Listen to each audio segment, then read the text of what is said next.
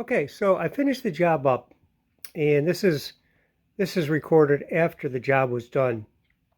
First of all, the Gismidian, I'm just joking with that. I hope you all know that. They're really thermal fuses, and you can buy them on eBay or Amazon, but you can't buy them from Shop Vac. They don't have that part. But anyhow, here's the important thing. What I did was as I said, I just connected the two wires together. I jumped them, and it was like putting a penny in a fuse box. But I didn't have any power, and I scratched my head for hours trying to figure out what was going on. I would have continuity from the the beginning of the wire that went to the copper wire that I soldered. That wire, green wire, I believe it was, had continuity from the beginning to the end. But I would put my meter up an inch, and I didn't have continuity. I had nothing. I thought it was strange, but it just just went out of my head. I didn't think about it. But after I put it together, the motor wouldn't go back on. And what on earth is wrong with this? I tested everything under the sun, and everything checked out individually, but together it didn't work. So, as I say, I'm sitting there for hours trying to figure out what on earth has gone wrong with this. All I did was connect two wires together. I eliminated the fuse in the middle, and I connected two wires together. Well, as I'm sitting there, plugging it in and testing and unplugging and testing, plugging in and testing, finally I noticed a little whiff of smoke coming from the joint that I just soldered together. I soldered together a couple hours earlier, and I said, oh, this isn't good. So I unplugged everything. And again, I kept on searching and testing the windings, the field windings, testing the switch, testing the plug, testing everything. And nothing. Everything seemed to work. Everything. The brushes, everything. But then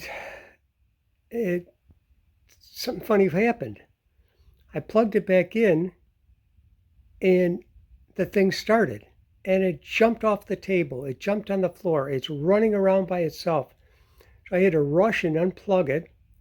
And what's going on? Why did this all of a sudden start to work?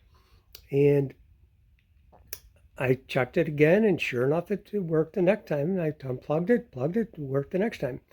So I put it all together, and everything works just fine. But then I'm thinking about it, and I said to myself, Self, what did that little whiff of smoke mean? And here's what I think it is. And this is important if you do this. When they make the coils of these electric motors, they cover them with a varnish so that they don't overheat. And I think what happened is I did not sand the heavy copper wire that goes into the coil. I did not sand that. I simply soldered the thin green wire to the thicker copper wire without sanding it. And I will bet you dollars to donuts that copper wire had varnish on it. And that's the reason that when I tried to do a continuity test at the beginning of the wire to the end of the wire, I got continuity. But when I move it up an inch to the coil, to the field winding, I didn't get continuity anymore. And that's because it has a protective coat over it. So what I did is I soldered the thin wire onto the thick wire without sanding it, and I didn't remove the protective coating. And when I saw that whiff of smoke coming out, that I believe was it finally heating up enough with the electricity. Because as I said, I plugged that thing in half a dozen times or more, and sometimes I leave it plugged in for 30, 40, 50 seconds. And I think finally what happened is the electricity melted that copper off, or melted that coating off of the copper winding, and then allowed it to make contact. So anyhow, if you run into the situation where you're going to just solder them both together, or solder anything onto it, be sure to sand the very end of it a little to get that coating off. Again, I hope this helps you. It would have saved me an hours of troubleshooting, only to find out that it was just something very simple. There you go. Again, like and subscribe. All right, this is going to be a quick video on a Shop Vac motor that doesn't work. These things will probably last forever. There's only a couple weak points in them. So the first thing you want to do, of course, is check the switch. Make sure the switch is working. All right. Using a multimeter, continuity, got nothing. Turn the switch on. Okay, got continuity, switch is good. Next thing, which is probably your problem, and unfortunately, you can't buy it. It's this right here, the Jesmidian. All right, people call it the thing, the whatchamacallit, whatever, the Jesmidian.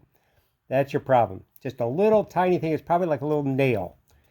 And do a check, continuity check. Nothing.